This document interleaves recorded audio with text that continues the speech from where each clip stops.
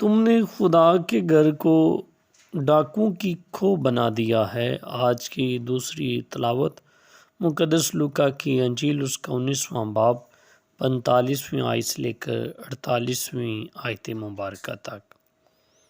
اور ہیکل میں داخل ہو کر خرید و فروخت کرنے والوں کو نکالنے لگا اور ان سے کہا، لکھا ہے کہ میرا گھر دعا کا گھر ہے، مگر تم نے اسے ڈاکوؤں کی کھو بنا دیا ہے۔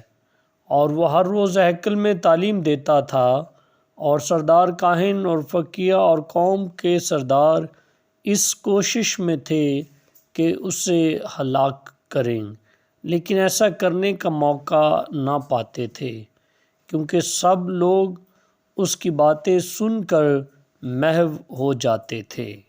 پاک کلام کے پڑھے اور سنے جانے پر خداوند کی خاص برکت ہو۔ خدا کا شکر ہو۔